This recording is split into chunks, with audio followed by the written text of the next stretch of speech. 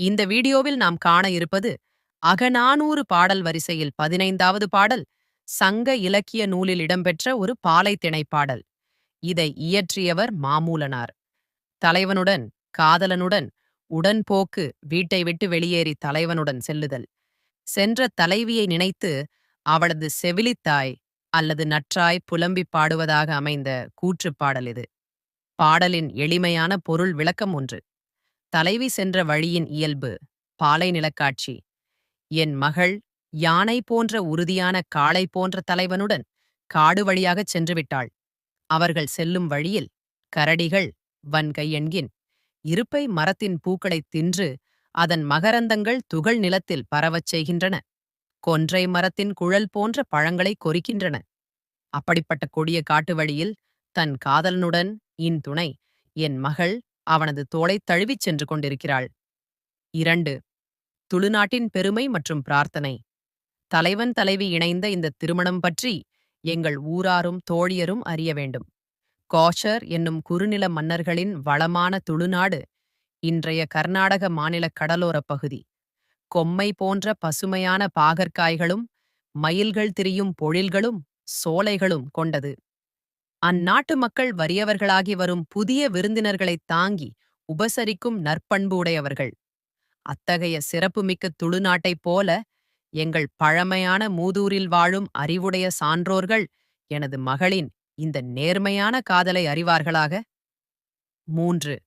நன்னனின் பாழி நகரும் தாயின் ஏங்கலும் நெற்றிப்பட்டம் அணிந்த யானைகளையும் ஒளிரும் அணிகலன்களையும் உடைய நன்னன் என்பவனின் பாழி என்னும் காவல் மிகுந்த கோட்டையைப் போல எங்களது வீடும் மிகுந்த காவலுடையது.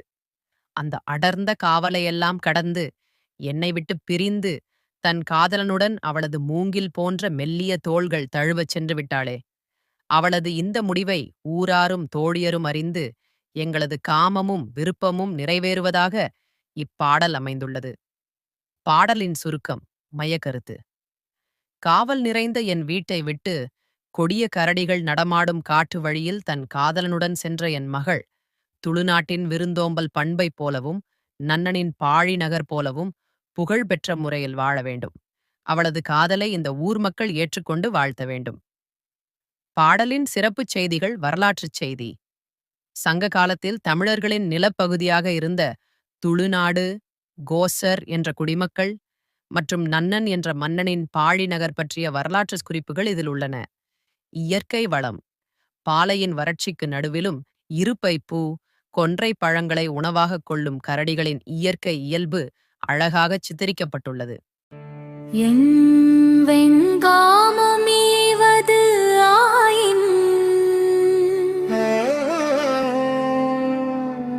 மேயும் மலி பெரும் பூஞ்செம்மற்கோசரு